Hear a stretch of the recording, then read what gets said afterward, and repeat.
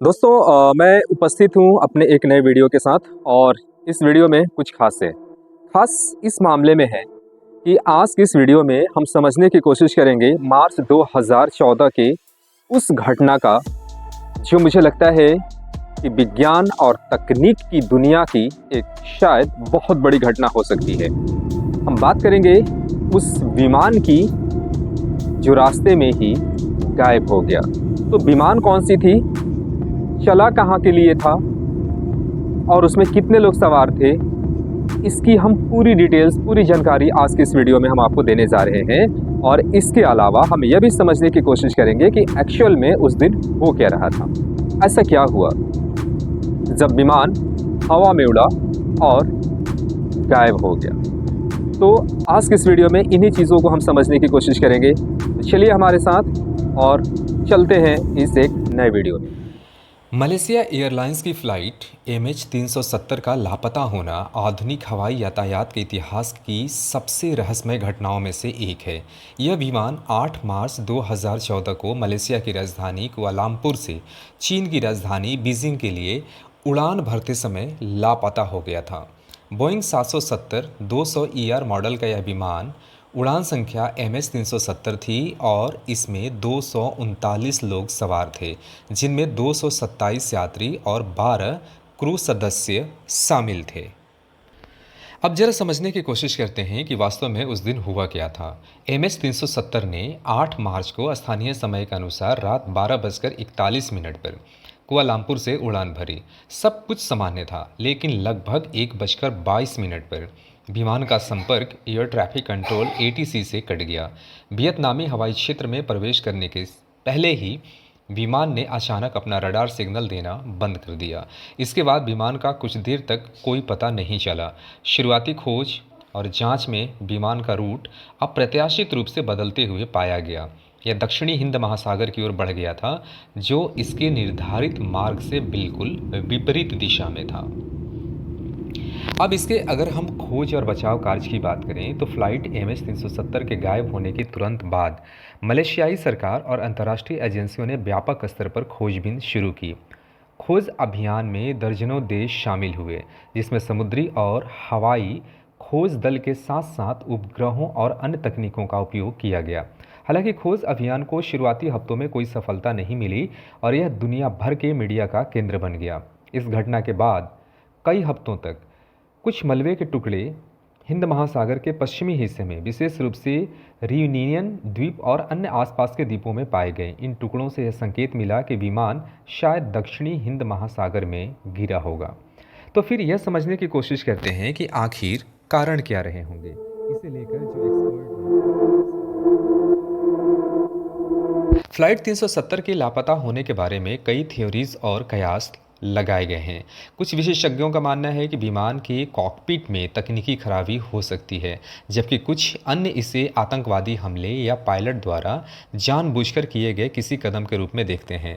Pilot Jahari Ahmad Shah और fast officer फारिक Abdul Hamid की व्यक्तिगत जिंदगी की भी जांच की गई, लेकिन कोई ठोस साक्ष्य नहीं मिले। इससे यह सिद्ध हो सके कि विमानों को जानबूझकर क्रैश किया गया था।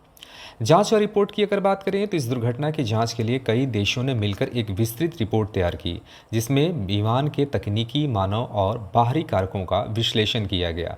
हालांकि कोई निश्चित निष्कर्ष नहीं निकाला जा सका। 2017 में मलेशिया, ऑस्ट्रेलिया और चीन द्वारा संयुक्त रूप से संचालित खोज को समाप्त कर दिया गया, क्योंकि 1,20,000 वर्ग किलोमीटर का क्षेत्र छानने के बावजूद भी विमान का मलबा नहीं मिल पाया। 2018 में एक निजी अमेरिकी कंपनी ओशन इन्फिनिटी ने खोज की अभियान को फिर से शुरू किया, लेकिन उन्हें भी सफलता नहीं मिली। विशेषज्ञों का मानना है कि विमान ने हिंद महासागर में कहीं गिरावट की होगी, लेकिन इसका सही स्थान अब तक पता नहीं है। तो जरा आप समझने की कोशिश करते हैं कि इसके प्रभाव और रिएक्शंस क्या थे वर्ल्ड बेसिस पे। MH370 की घटना ने वैश्विक स्तर पर हवाई यात्रा सुरक्षा पर गंभीर सवाल उठाए।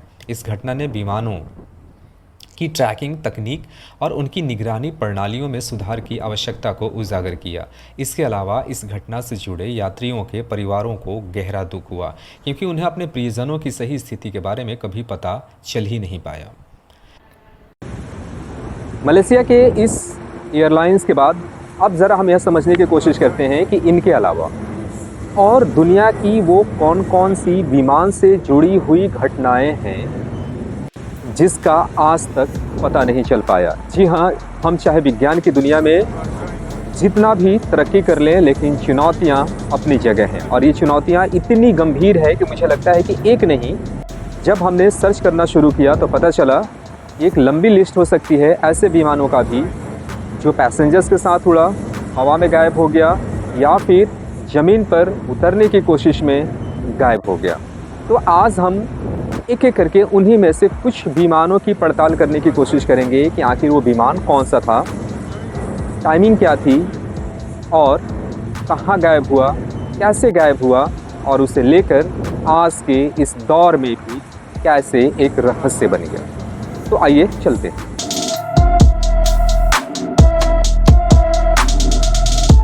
फ्लाइट 19 1945 बरमूडा ट्रायंगल घटना। फ्लाइट 19 एक अमेरिकी नौसेना का प्रशिक्षण मिशन था जिसमें 5 टॉरपीडो बॉम्बर विमान 5 दिसंबर 1945 को फ्लोरिडा के पास से उड़ान भरकर गायब हो गए। ये विमान बरमूडा ट्रायंगल के इलाके में प्रवेश करने के बाद रडार से गायब हो गए। बचाव अभियान के दौरान एक और विमान भेजा गया लेकिन वह भी कभी वापस नहीं आया। बरमूडा ट्रायंगल की रहस्यमय घटनाओं के पीछे इस घटना को प्रमुख रूप से देखा जाता है और आज तक इसका सही कारण का पता नहीं चला है।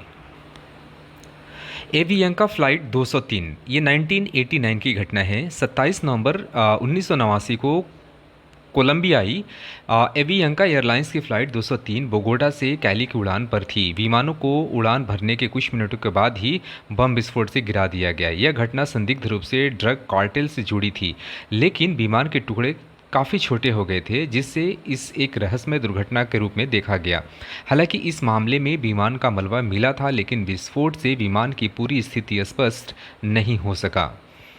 Stardust flight 1947 British south American Airways की स्टारडस्ट फ्लाइट 1947 में अर्जेंटीना से चिली जाते समय एंडीज पर्वत में गायब हो गई। विमान के साथ अंतिम संदेश STENDEC था जिसमें समझना मुश्किल था और जिसने इस घटना को और रहस्यमय बना दिया। विमान का मलबा कई दशकों तक नहीं मिला और फिर 1998 में एंडीज पर्वत पर कुछ अवशेष पाए गए जो ये संकेत देते हैं कि विमान शायद एक हिमस्खलन के कारण दुर्घटनाग्रस्त हुआ। अब बात करते हैं अमेलिया ईयरहार्ट 1937 की। अमेलिया ईयरहार्ट का लापता होने की घटना भी विमानन के इतिहास में सबसे रहस्यमय घटनाओं में से एक है।